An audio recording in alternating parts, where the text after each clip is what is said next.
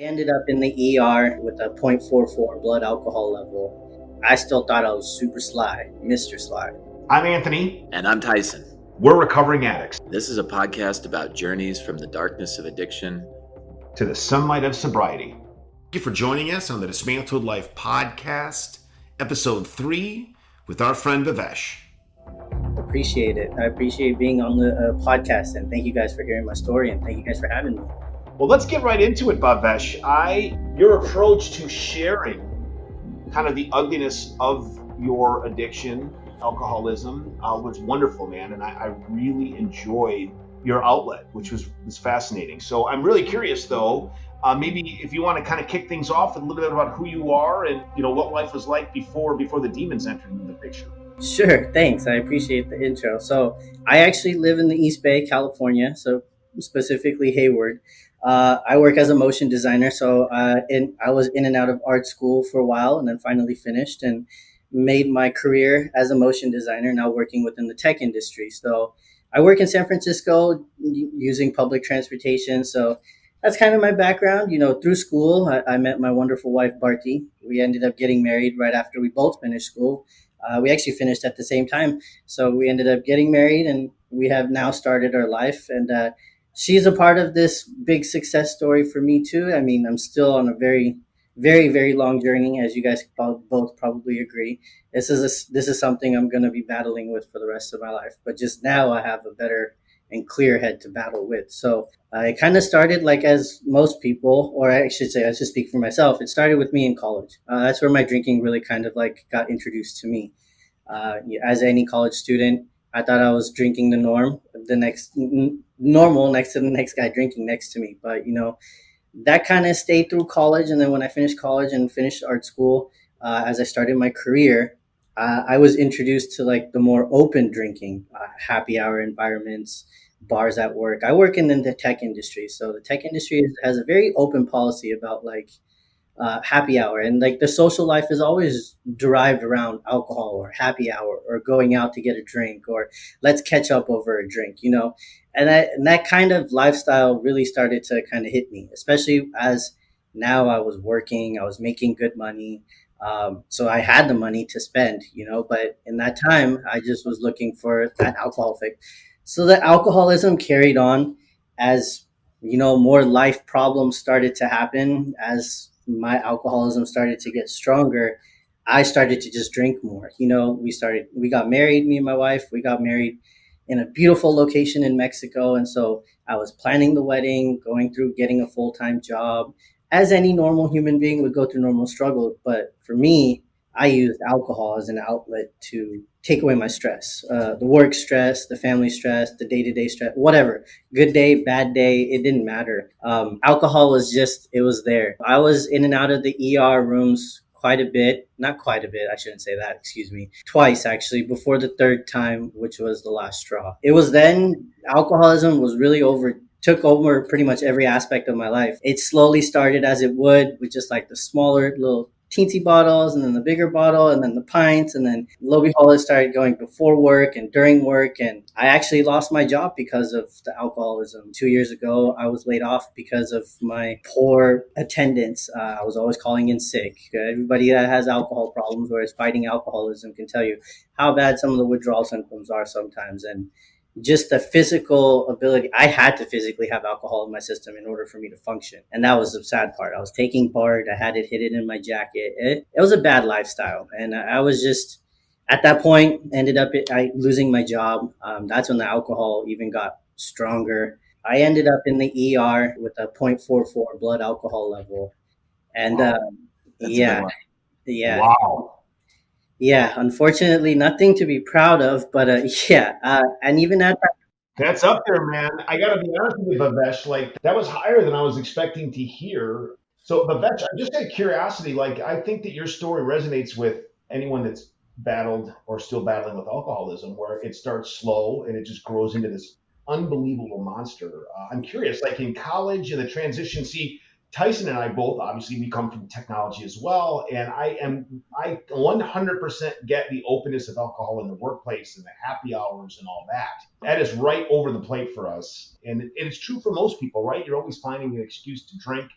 whether it's a happy excuse or a sad one for sure. Yes. Just out of curiosity, like in college, like how much drinking are we talking about? Because I was a rampage marathon drinker, man. So I would start on Thursday and I wouldn't stop until Sunday. I'd have, I'd put little nap gaps in there, but that was about it. I was the same, but in the college it was different. So like my first bachelor's I did at SF State, and then I ended up doing a second bachelor's in art school just to refine more of my like craft. When I was at SF State, it was pretty much party every day. It was like high school. The classes. It was to the point where I could party literally all day, and still I was still nailing a 3.8 GPA. Right, Wow, dude. so it wasn't anything out of the ordinary, given I was in the creative field. So I was doing visual communications at SF State.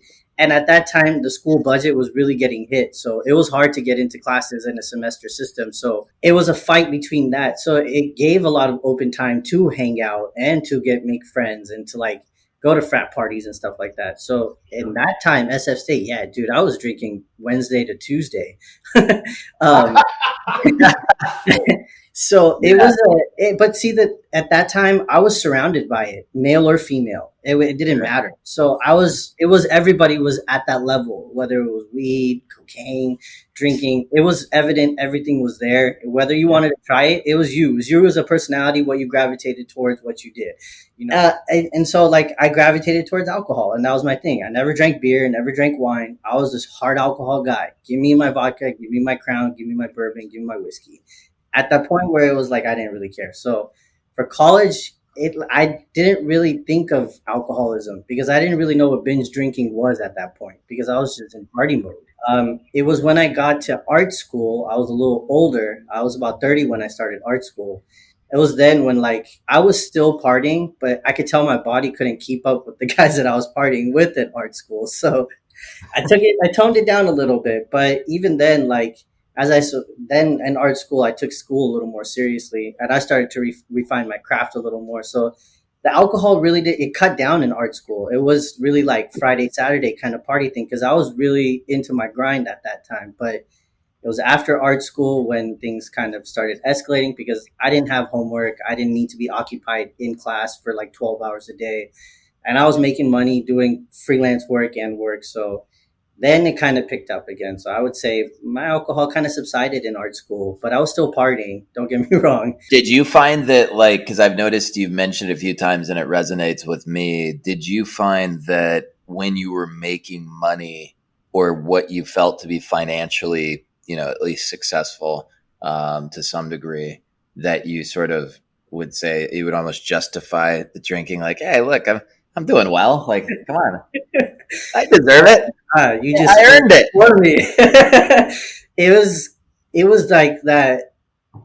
It was like that self. Oh, I made myself something. I'm here. Like I earned Mm. this. Like Yeah. I make good money, and I worked hard to get to this good money. I earned this drink. Yeah, And then exactly. and I had that mentality long before I even needed to like defend my alcoholism. Like I Right. have a very like uppity personality. I'm very like I'm stern with how I feel, and I'm very opinionated about my the way I feel. Sure. So that kind of personality was always going to come out with me, especially with alcohol. Yeah. That's funny because I used that forever as sort of my blocker to not being able to overcome alcoholism was always like, hey, look, I got a good job, man.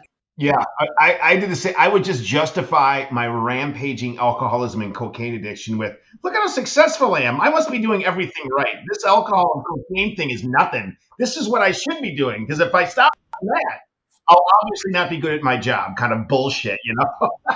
But the thing is, especially when it starts to become like you have the ability to start climbing the career ladder, And I started kind of low as a junior designer and kind of started working my way up. Once I started getting into more project management, I gave myself way more entitlement to drink because it was like, oh, now I manage people. Now I manage designers. My work is hella hard. I do all this. And it was just like, it was stacking on excuses. As I started to build my career and started to advance as a person within the corporate world, the excuses started to pile on even more. So it was like, I couldn't get away from it. So it was like, even as successful as I wanted to become, as much money as I wanted to bring in, it was going to keep making my alcoholism even worse. I needed to Yeah. find a better way. So, Just self-fulfilling prophecy stuff. Like you keep yeah, stacking the bricks until they start getting top heavy and wobbly, and then you drink more to try to think in your mind you're stabilizing. It's all the same bullshit, man. And I agree with you, dude. The addict in me did exactly the same thing, where you just start justifying your shit, whatever that means. I'm having a bad, like you said earlier, I'm having a bad day, I'm having a good day. I have a lot of work to do. I've got to stay up and do all this research. So I'm going to drink a bottle of fucking whiskey, whatever it is, man. I totally get it, man. And where did you start feeling like you were losing grip, man? Like when you started, you haven't hit rock bottom yet, but when did you start to feel like we're really hitting it hard? I think it was, oh man, I think a year into like my first full time job. That was the first time I actually ended up in the ER. I woke up and I had severe like sweats and shakes, and I knew this wasn't a cold. I knew it wasn't sickness. I knew at that point I had been drinking like a lot, and a lot to the sense like after work every day, during dinner every day, and it just kind of, as anyone, like you said, it's like a snowball climb, right? It Yeah. starts slow and it starts escalating, and that's kind of how like my personality is. I have a very addictive personality, and especially now you can tell like with the YouTube channel, I nose dive in, I go knee deep, and I go quick. So that's how my addiction was, and so I kind of felt like I was losing grip at that point when my first ER visit. But like alcohol, it still didn't affect me. I think I gave it up for like a week, and I was back on the wagon again. Then I ended up in the ER maybe like 6 months later, and they recommended me to go to a chemical dependency program here at Kaiser. I went and took like the consultation appointment, and I was like, I don't want to stop smoking weed. I just want to quit drinking. And so that Yeah. I didn't even take that into consideration. And like 4 months later, I was back there mandated to go back. So eventually I ended up back there. So So when you got up in the morning, feet hit the floor, you're making Bloody Marys, or walk us through a little bit of what that's like. No. So I was a very isolated drinker. My drinking, even though it was evident to everybody around me, I still thought I was super sly, Mr. Sly. So I We drank in all do. the, yeah, I drank in the closet a lot, and I drank in the bathrooms a lot. So my drinking was like I would just gulp down whatever I could when it Yeah. got to the bare point of it. But in the days that I could, like where it was luxurious, I was a vodka drinker for a while, but before that, I was big into Crown. So like, it was never really fancy. It got to a point where I just needed it, and it was just like, even if it was lukewarm, hiding inside my jacket in the closet, I was still gonna crack it open and drink it because I knew that they would give me that half an hour of calm, shakeless. I can somewhat function, right? Yeah. I never really had a fancy alcohol lifestyle or like want. I was just more No, yeah. just do. I think in that, and that's part of it. Like, I think people, one of the things that I think the listeners should grab out of this is alcohol comes in different forms and flavors for everybody. Some people fill up the flask 8 times a day and they sneak it when they, inside their jacket, if you will, and they pull tugs that way all day. Some people make drinks and they're not hiding it at all. Like, but it all equals the same thing, which is alcoholism. There's no pretty bow on it that makes it okay, and it usually ends up with people in the ER with issues with the shakes, passing out, puking, and getting fired. It's that's how it goes. I love that. I love that crash and burn movie you just directed in my mind, Anthony. It was like an airplane was just got shot down and crashed and burned. The guy just puked in his office. They called him right out. But it's true though. I mean, it really does kind of follow a predictable progression like that. It's so you're Bhavesh, so I get it, man. I mean, you're slamming out of a pint in your jacket, and so work's tough, right? They're starting to notice, I'm guessing, at this point, or what's that like? I know that you think you're hiding it. Everyone knows it. I had the same issue, right? I always figured I was smarter than everybody else, but I wasn't. I was a rampaging addict. And there was no fucking hiding at all. I mean, I would wear it would drip down my nose for Christ's sake, and I think I was hiding it. If I wipe my nose secretly, nobody would know that there's blood and cocaine dripping from it. Kind of bullshit, So, like at work, uh, what did you think was going on? I mean, did you think things were normal, and if you just had one more drink, and this next project would be fine, kind of thing? I mean, how did that work for you? So truthfully, I don't know. I was kind of 50-50 with what was going on. Well, obviously when I gained composure with my life and I really took back and kind of reassessed all that, I did question like who I wonder who knew. I wonder who thought I had a problem, or I wonder who just didn't really even care or wanted to know. But it's funny because I still follow a lot of people that I still work with as colleagues still follow me on social media because of like the work I do, the creative work. It's always we work as freelancers for till the day we die, right? So Right. Yeah. So, like, what were some of the things that were going on in like your work or personal life that you started to lose control of, or when things started to get bad but you didn't notice? Like, we all have that where relationships start to crumble and you justify it for something else besides the alcoholism. Like, what? sorry guys, nerves are kicking in a little bit too. No So worries, man. this is my first podcast, so You're doing great. I will continue from that statement. So like I thought I was being sly from most of my work people, but as you guys saw my video, when I released a video, a lot of them actually reached out on Slack and they told me that they really didn't have an idea that of what was going on. They just thought, I was sick, and I played a pretty good role. I was very good at hiding what I was hiding, and I was told that by a lot of people. So I think it was just like my mom and immediate family people that knew that I had a drinking problem. As far as coworkers, I think more. I didn't expect anybody to be like, "Hey, oh, we thought something," but a lot of them were really like receptive of it and saying, "We're proud of you.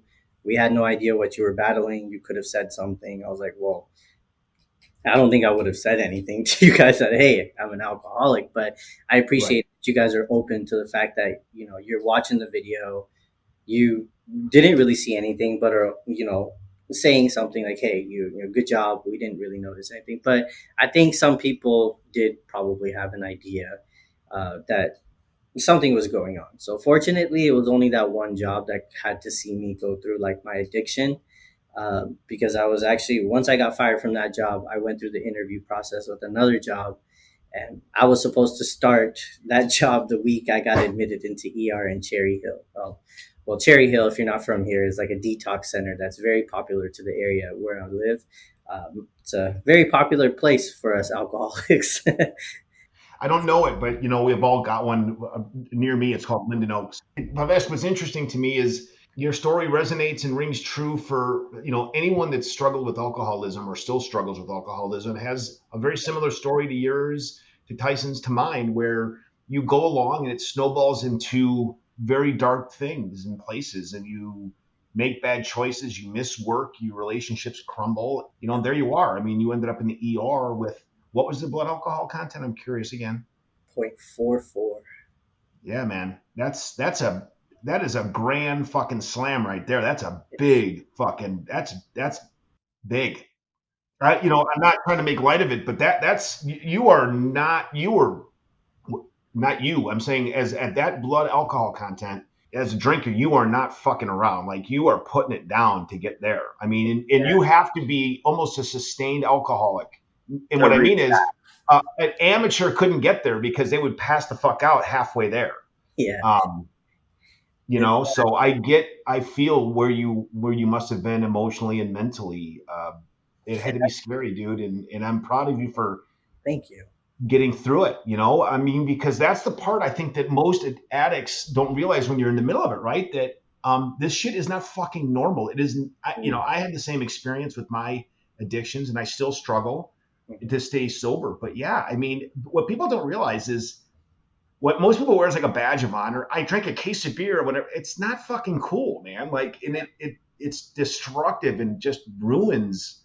That's one of the reasons why I don't like saying my blood alcohol level too, because people are like, "Damn," I'm like, it's not a good thing. I can laugh about it now, but in the time that when I was told, you should have seen my parents and wife's face. They had no idea. The amount of times they had to ask, "You sure it's not 0.04?" I was like, I wouldn't be in that bed if it was 0.04. But it's just people don't realize how much this stuff can like dismantle your life. It destroys, and you don't realize how fast it can destroy you too. And that's the thing about the addiction process. People won't understand. That's why I drew into Alcoholics Anonymous very quickly, and it's Yeah. been something that I hold dear to me every day. I mean, even till this day in quarantine, I'm still the guy hosting Zoom meetings every day. secretarying stuff, guys are calling me after a year, just for sobriety help, and it feels good. Like that's the kind of feeling that I wanted to have. And then it was like just the help. And I come from an Indian culture, so like our stigma for this kind of stuff is immense. So it was a hurdle for my parents too to go through all this stuff, especially my wife. We're not too versed with like addiction stuff. I knew I was heading down that path, so it's been opening doors for a lot of people, including myself. So I'm happy that I'm able to tell the story as much as I can, only because I think people need to hear it. And that's just the nature of it. And I'm just trying to be as genuine and honest about it as I can. It wasn't a fun path to get to where I'm at today, but I'm super happy where I'm at today. So, Well, I love it, dude. And if I could ask you a question, just like sure. did you have a single breaking moment or like a single rock bottom? I didn't. I dragged myself across rock bottom for a long time. And did you have like one moment or a couple of moments before you said, fuck this, I need to get sober? Yeah, well, no, it was that single moment. It was that ER visit, the blood alcohol level day. So at that point, I was to the people that were around me on the hospital bed and my family. I was still lying. Doctor asked me how many drinks did you have. I said two. Everyone says two. If you would have not answered that, I would have said you said two. So he knew. So that's when the social worker got intervened in. So it was pretty much mandated that I go to a detox center straight from ER. So it was 3 in the morning. I got admitted into a detox center. It was a detox center that really slapped me in the face and said, "What the hell am I doing with my life?" And just being there for like the 3 4 days that I was, I knew when I got out of there, I knew, dude, this shit has to change. I don't know. The thing was, for me, it was my biggest worry was job. I can't lose my job. I can't lose my job. I can't not pay my bills. I can't not pay my bills. My student loan is out the wazoo. Like, once I put all that shit aside and I was like, okay, I need to get my life squared straight first. If I can do that, then all that shit will play into fact once I get everything squared away. And so, lo and behold, I took 2 months off, got my shit straight, and I landed a job within, like, thank God, knock on wood, somebody up there, my higher power is working for me the right way. And I found a job, and I've had that job now, and I'm climbing the ladder at that job, and I'm loving every aspect of it. So I'm very, very, very much, in respect to AA, the community that I built with my sponsor. My sponsor is he's like a crack addict on AA. He comes from a crazy background. So I understand why he's so heavily involved in AA. And I think Yeah. I picked the right sponsor for a reason, because I know I needed to be like that, but not to that extent. I needed that kind of verbal clarity from him. He's always got insightful things to say. So the people in, and shout out to the Breakfast Club 6:30 a.m. group that I go to right here in Hayward. Yeah, I know it's early, but I like early because I usually start my day off early. So they've been super helpful. Great group of people. A little older, comes with a little more sobriety, which I like. It comes with a lot of knowledge, a lot of sharing. So I'm forever grateful for that program and the people around them. So it's just opening up new doors, and doors I was like gonna this. say, dude, what people don't realize when you're dealing with it in the dark side, when you're, still rampage drinking or whatever it is, you think that that's your team. And then there's a little fear a lot of times to give it all up for the light, because it's an unknown. And then when you do, I have yet to talk to someone that's on the sunshine side of this without the joy of being on that team is unbelievable, and it brings clarity of life that is hard to describe. And until you go through it, and you have to fight the fight, you have to be born again into it. Almost, you can't fake it. You've got to hit rock bottom. You got to get the shit kicked out of you. You got to almost get fired, and all the bad shit's got to happen for you to get to have the strength to look yourself in the face and say you're being a fucking pussy. Now, Yeah, and to fight the fight in a good way, man. And when you right. make it, the joy of the community that you're in now is so much better than the community that you were in as an alcoholic. And I can speak, that was the same for me. The joy in friendships, in relationships, in the relationship with myself now is so good. And I love every minute of it. And I embrace every moment because I can. I'm not living around in a fog or chasing my drug dealer down to buy more cocaine. It's just wonderful. And I applaud you for your effort. I love that you shared your story. And I also think I'd love to have the listeners hear a little bit about your approach with YouTube, because I really thought that was fantastic. Thank you. Thank you.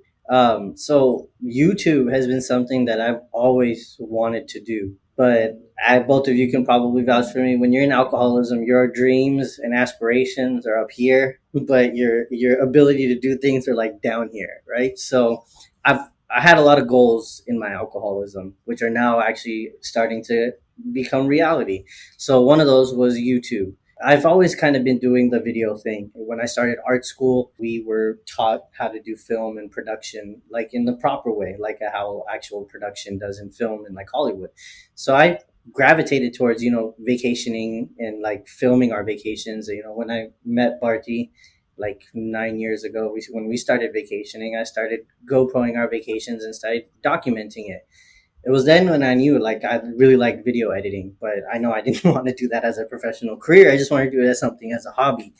So, yeah, 8 years later, I create all sorts of personal videos for family, myself, wedding videos, stuff like that. So, finally, now made the transition. When I first started getting sober, I told myself on my 1 year, I'm starting my YouTube channel. My first video is going to be my truth about alcohol and what I've been going through in the past year plus with recovery and then prior to dealing with alcoholism. So that was my idea, and I made it happen on the day on my 1 year day. I launched my YouTube channel, and that was my first video. And my goal is to try to release a video a week relative to just like me as a person. So the work that I do as a career, this podcast stuff I'm filming right now. So I got two camera angles filming right now with the podcast too. So just creating content, and it keeps me busy. And I think that's the biggest thing for me is the isolation and finding new things. So the YouTube channel I knew was going to be something that I was going to be passionate about doing. It was going to keep me busy in a good way. And it was going to be creating content that I thought would be good to put out there, regardless of who views it or not. It's just something that I want to put out there because I'm passionate about it. So I think Tyson and I talked about this in in different sessions that he and I were doing. And one of the things that I think is what I love about the YouTube channel is you used what you love, with your background. That's part of it. But the main thing for me that I thought was amazing is you put it all out there at the same time for everybody to consume the same message. And you kind of hung it out there. And I think that that's part of making the mentally and emotionally the adjustment towards sobriety is you have to have ownership of not only who you were as an alcoholic, but who you want to be as sober alcoholic. And that transition in the video is amazing to me because it's rare that you can actually capture it all in one time for everyone to consume the same way. It's really a very cool way to go about it because until you rip it off, you can always find a place to hide again. And you took that away from yourself, which I thought was amazing. So I'm glad that you literally spoke it word for the definition for why my mom kept asking me. My mom comes from a more, traditional background. So a lot of this stuff, it's like in the public eye, people talk, and in Indian culture, the aunties love talking and stuff like that. So you literally described it word for word. I wanted to tell the story the same way, the same message, so that everybody hears it this exact same way. With my recovery, not too many people knew in my family, just my sisters, my two brother-in-laws, my wife, my best friend, and my parents. Like I can literally count the number of people that knew in my family. So that video was a video for everybody to see, and more specifically for my family to see and to say like, hey, this is what's happening. This is what was happening. And this is how it's going to happen in the future kind of thing. So you nailed it. And your description, I'm glad that you said it like that because that exactly conveys the message that I wanted to get out of the video. So that's great. I think it's interesting and congratulations, of course, on the transformation. I mean, it's very daunting at the beginning. And then you look back and oftentimes remember, how could you, I anyways look back at mine and I'm like, wow, how was I able to do that? But I was listening to what you were saying, and you were talking about the job anxiety. I resonated with that too, where you were saying you couldn't stop thinking about my job, my bills, my this, and that you finally, there was this big sort of landmark or this big mile marker on the journey where you finally sort of surrendered or let go and said, well, that's it.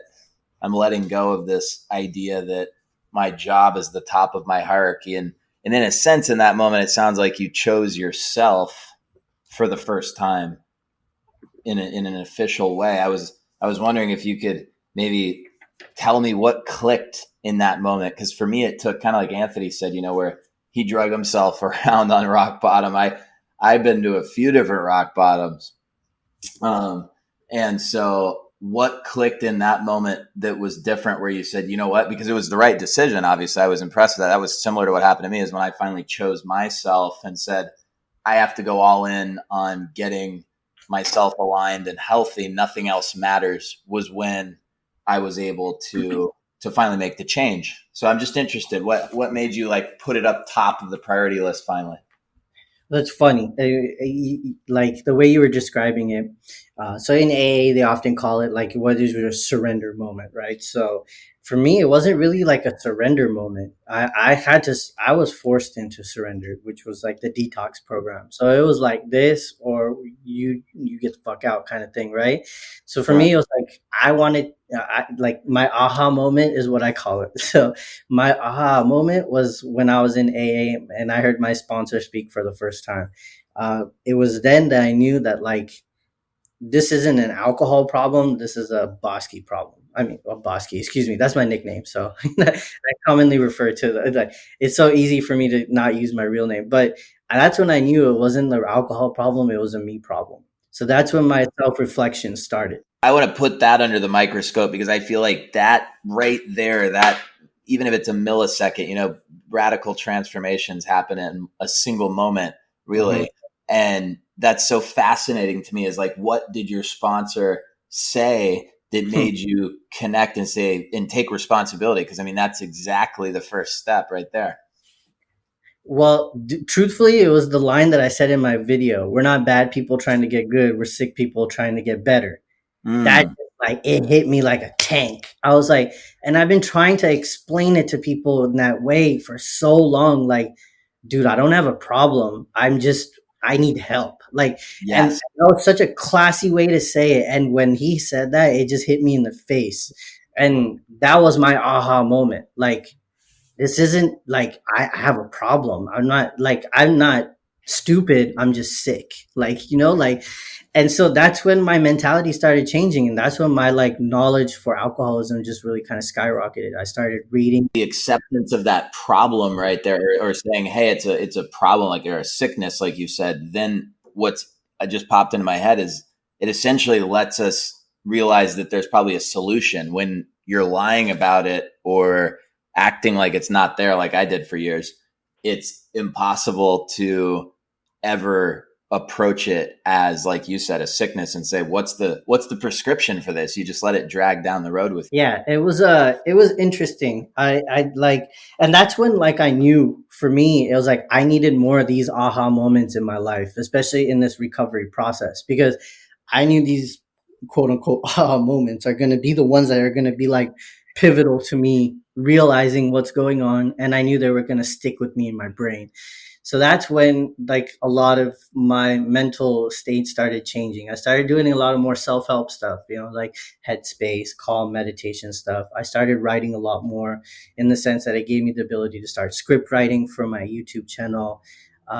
It just kind of centering myself. I started reading a lot more like Brene Brown's, and I don't know if you're familiar with her. She does a lot of empowerment and self-help stuff. So a lot of TED Talks on just like betterment and improvement of like mental state. So I focused on that a lot in that aha moment period. And then that's when it kind of started to grow on me that the more I started to learn about this stuff and the more I was vocal about it, the easier this process is going to be for me. And so, Am I yeah. right that what your aha moment truly was, if we stripped it down to its sort of minimum viable thing, is that it was to basically realize it was you the whole time? Yep.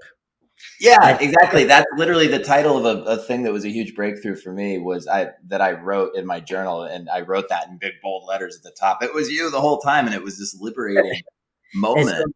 the one line that I ever remember out of a book, I can't remember the name of the book I read, but there was a part that he said like your finger needs to take a U-turn. And so it's a very clever way of saying that. Yeah.